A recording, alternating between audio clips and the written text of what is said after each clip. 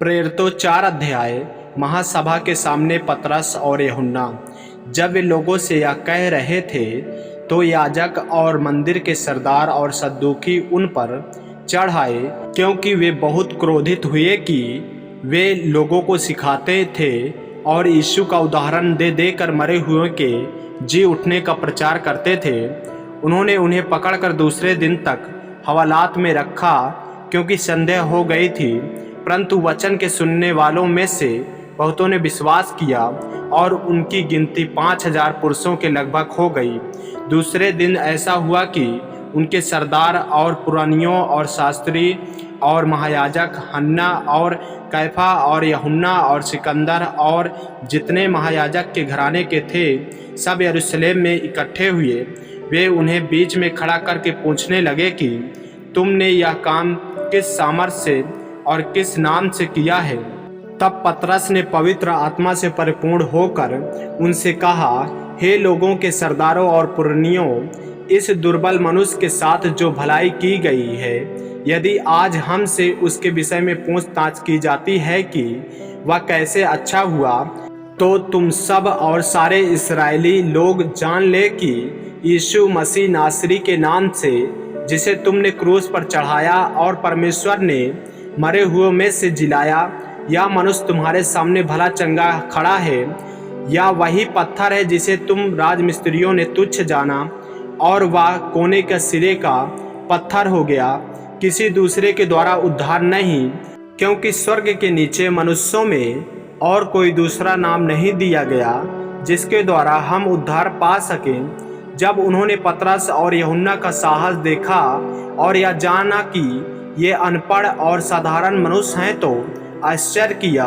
फिर उनको पहचाना कि ये यीशु के साथ रहे हैं। उस मनुष्य को जो अच्छा हुआ था उनके साथ खड़े देखकर वे विरोध में कुछ न कह सके, परंतु उन्हें सभा के बाहर जाने की आज्ञा देकर वे आपस में विचार करने लगे, हम इन मनुष्यों के साथ क्या करें, क्योंकि यरूशलेम के सब रहने वालों पर प्रकट है कि इनके द्वारा एक प्रसिद्ध चिन्ह दिखाया गया है और हम उसका इनकार नहीं कर सकते। परंतु इसलिए कि यह बात लोगों में और अधिक फैल न जाए, हम उन्हें धमकाएं कि वे इस नाम से फिर किसी मनुष्य से बातें न करें। तब उन्होंने बुलाया और चेतावनी देकर कहा, यीशु के नाम से कुछ भी न बोलना और न सिखाना। परंतु पतरस और यूहन्ना ने उनको उत्तर दिया, तुम ही न्याय करो, क्या यह परमेश्वर के निकट भला है कि हम परमेश्वर की बातें से बढ़कर तुम्हारी बातें माने? क्योंकि या तो हमसे नहीं हो सकता कि जो हमने देखा और सुना है वह ना कहें। तब उन्होंने उनको और धमका कर छोड़ दिया, क्योंकि लोगों के कारण उन्हें दंड देने का कोई दावा नहीं मिला, इसलिए कि जो घटना हुई थी उसके कारण सब लोग परमेश्वर की बड़ाई करते थे। वह मनुष्य जिस पर या चंगा करने का चिन्ह दिखाया गया था 40 वर्ष से अधिक आयु का था। विश्वासियों की प्रार्थना। वे छूटकर अपने साथियों के पास आए और जो कुछ प्रधान याजकों और पुरनियों ने उनसे कहा था उनको सुना दिया।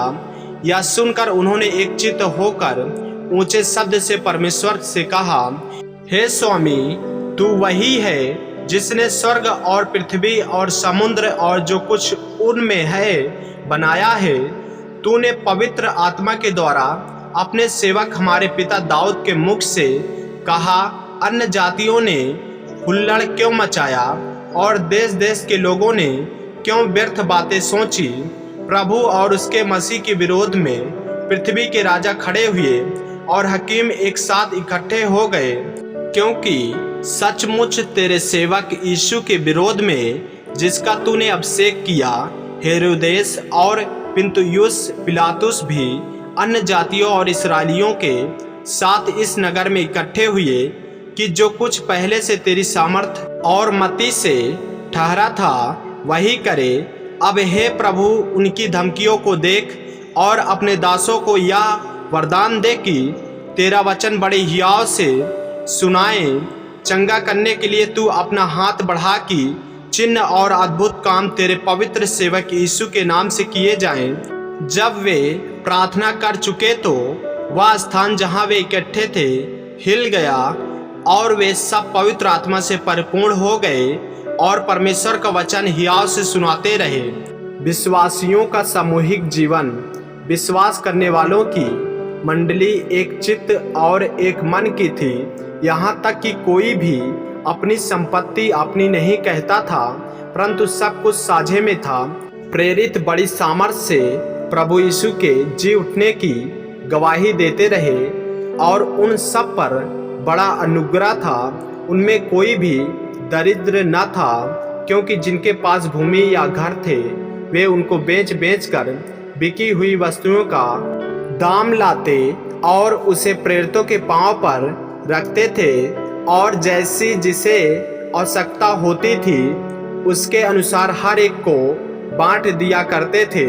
यूसुफ नाम साइप्रस का एक लेवी था, जिसका नाम प्रेरितों ने बरनबास अर्थात शांति का पुत्र रखा था।